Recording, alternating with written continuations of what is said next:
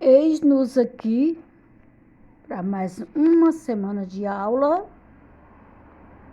e gostaria de desejar a vocês uma semana produtiva,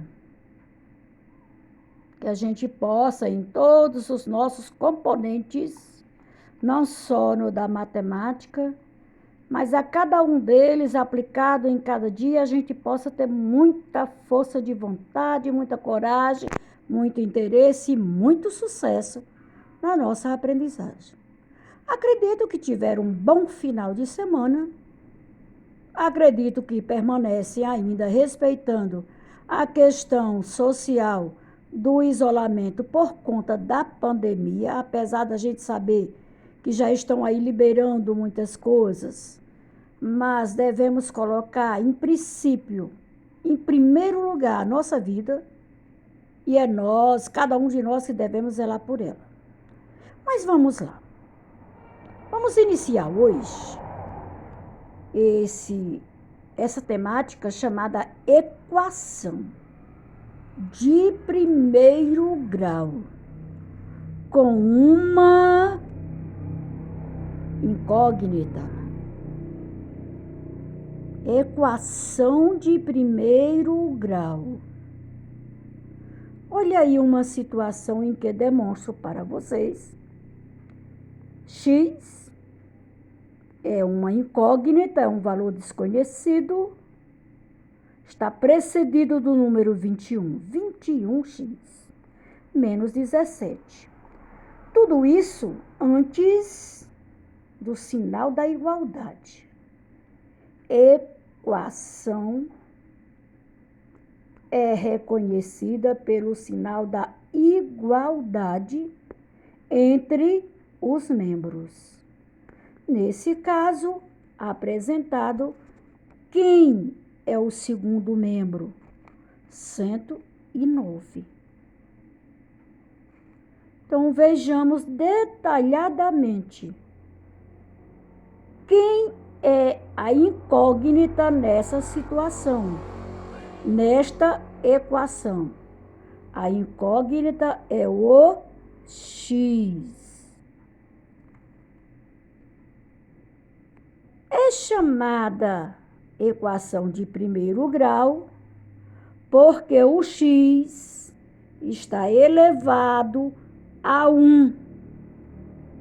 E na ordem, o número 1 representa primeiro. Como o x não tem nenhum expoente, nós sabemos que o expoente dele é o número 1. Portanto, equação de primeiro grau. Vejamos aqui em relação ao que diz termos. Quais são os termos dessa equação? No primeiro membro, nós temos 21x menos 17. No segundo membro, nós temos o termo 109. O sinal da igualdade é quem define a equação. ECA de igualdade. Observando o exemplo dado, 21x menos 17 igual a 109, vamos descobrir qual é o valor do x. 21x isolamos para o primeiro membro, resolvemos aproveitando, ou seja, repetindo a igualdade 109, menos 17 passa para o segundo, trocando o sinal, vai para mais 17. E aí nós vamos para 21x igual a soma deles dois. 109 mais 17 vai dar 126. Quem nós queremos descobrir? A incógnita x.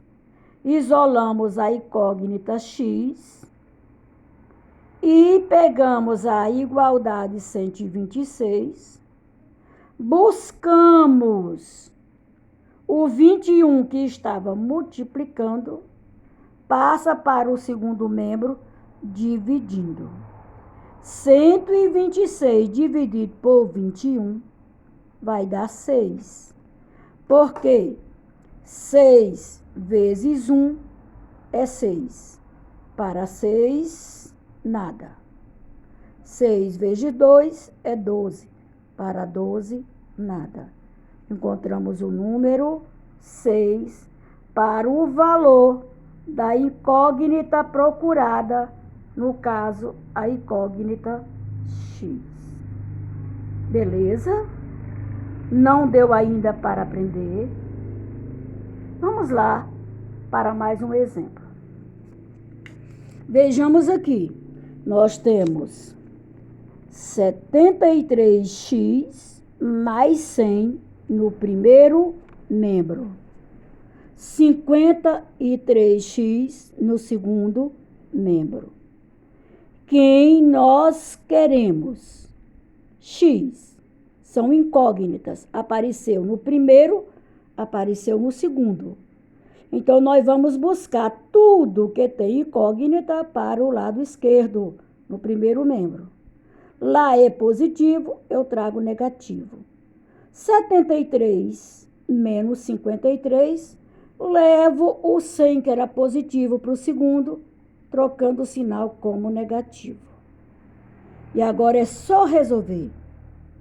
73 menos 53, 20, igual a menos 100.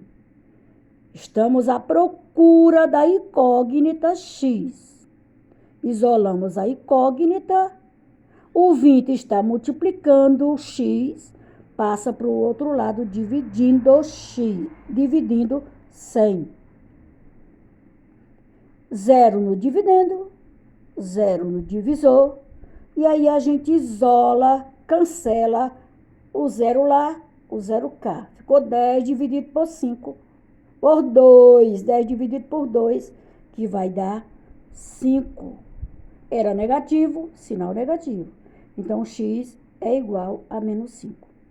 Ah, mas eu não lembro dessa lei de cancelar 0, eu quero fazer a divisão. Faça, dá no mesmo. 100 dividido por 20. 5 vem nada é nada, para nada, nada. 5 vezes nada. 5 vezes nada é nada, para nada é nada. 5 vezes 2 é 10, para 10, nada. Permanece o sinal que nós tínhamos. Resultado, a incógnita x vale menos 5. Ainda é pouco, vamos ver mais um. Vamos ver aqui mais um. E dessa vez nós vamos ver aqui a situação onde aparece sistema fracionário. X dividido por 4 adicionado a 20. Se estivéssemos trabalhando uma fração, isso aqui seria um número misto, a adição de número misto. Igual a x terço. X sobre terço. Um x terço. O que é que nós devemos fazer nessa situação? Por isso, vocês estão vendo aqui essa setazinha, eu vou indicando cada um para vocês verem. Os denominadores são diferentes. A gente procura o mínimo múltiplo comum para encontrar um denominador comum em ambas situações. O 4 e o 3 simultaneamente. Enquanto o par, dividimos pelo número par primo e o único número primo par, 2. 4 dividido por 2 dá 2. Repete o 3. Ainda tem par. 2 dividido por 2 dá 1. Repete o 3. 3 é dividido por 3, que dá 1. 2 vezes 2, 4. 4 vezes 3, 12. Aí nós multiplicamos aqui, fatoramos aqui, para encontrar um denominador comum. Qual foi o denominador comum encontrado? Isso mesmo, 12. Acredito que alguém está respondendo aí, 12. Esse é o denominador comum para quem? Para essa situação aqui de x quarto mais 20 e x terço.